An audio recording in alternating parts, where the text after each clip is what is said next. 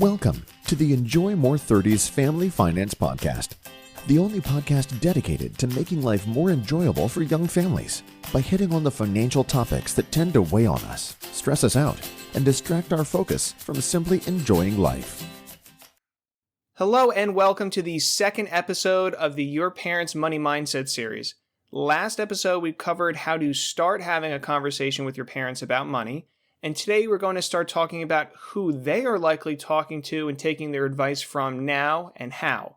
So today we're going to cover what you need to know about how your parents have likely made decisions up to this point and what you can do to be respectful of where they are now while, at the same time raising some other points of view for them to at least consider. There comes a point where you grow up enough, probably as it was for me once I had my first job working at CVS, where you kind of see how hard it is to make money. I worked for a couple weeks, and after all the taxes and FICA and all that kind of stuff, I got a check that I was less than enthused with at my minimum wage salary. So when you go to the supermarket, for me at least, I started to see some of the prices a little bit differently because I now had somewhat of a base or a foundation for how hard it was to actually make money. Previous to this moment, I, and maybe you, probably just, threw things into the cart and mom paid for it, right? I remember my first trip to the grocery store with my mom under this new lens, so to speak. We were in the dish soap aisle, and she reached over and grabbed a bottle of Dawn. Right next to it was a bottle of discounted dish soap that was half the price. And so I said, Mom, let's just get this one. It's much cheaper. I'm sure it cleans plates. It's probably fine. But she would have none of it. She liked Dawn. She always had Dawn. This was her soap. And I remember actually leaving the supermarket a bit heated, as it just seemed so nonsensical, irrational to me to pay more for the same kind of product to clean your plates. So what you need to know is that we all have very strong ties to certain products. And that goes for certain people too. Now, a quick aside before I kind of finish this transition, I have to admit that I do myself now buy Dawn. I don't know how much better it works than the other guys, but it reminds me of growing up, and my mom always had it. So, there you go. They reeled me in too.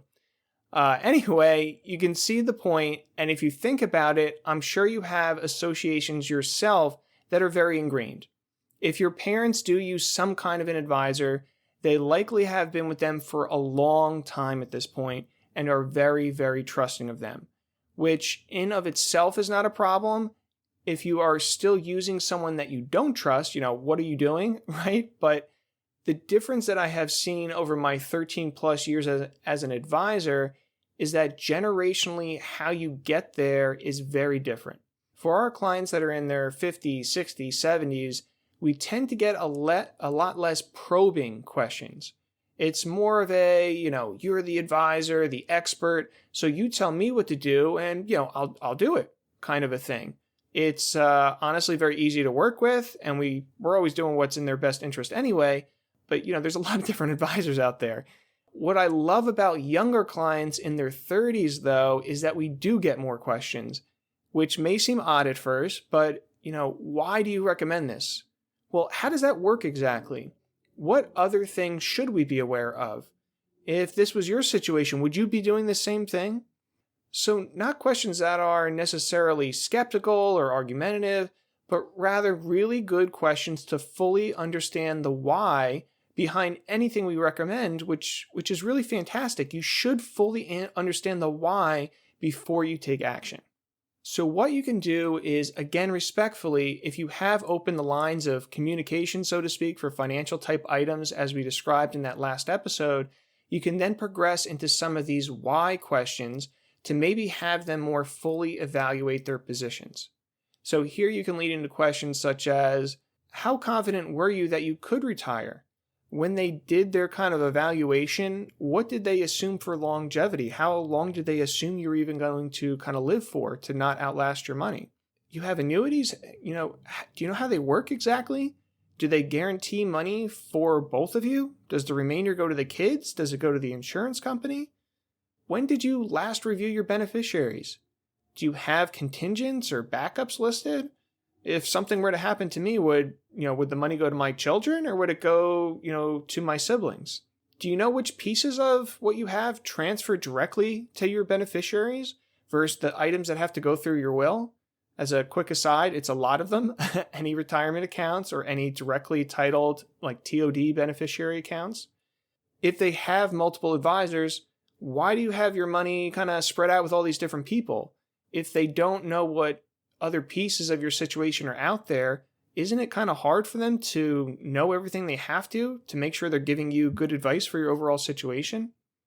So you obviously don't want to ask all of these questions at the same time in repetition.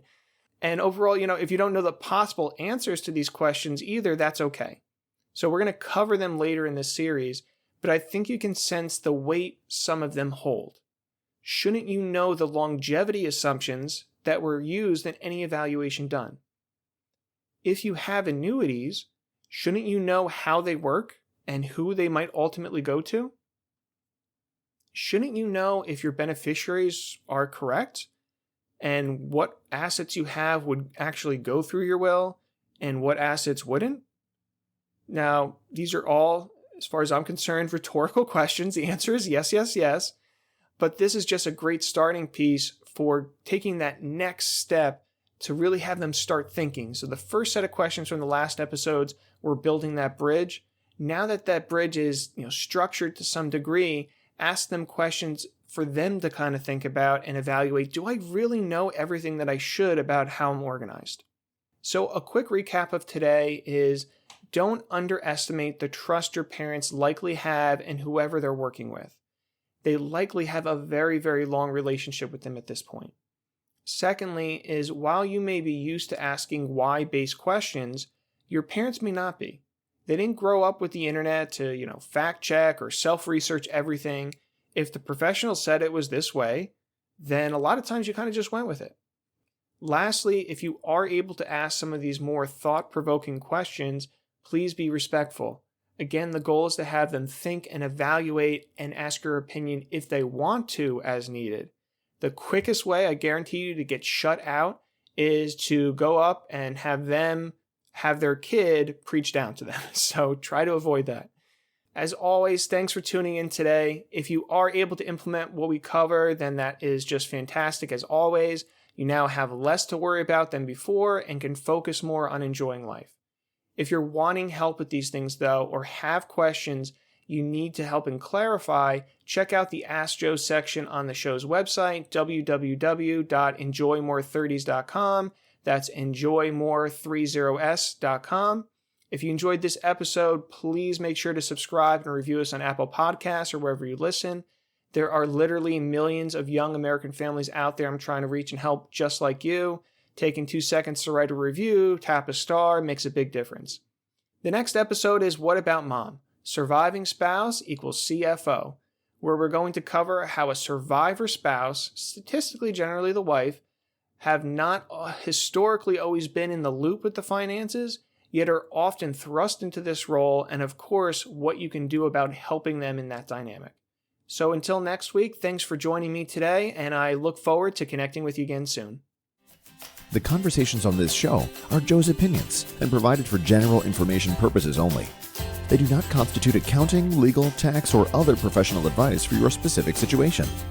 You should always seek appropriate advice from a financial advisor, accountant, lawyer, or other professional before acting upon any content or information found here first.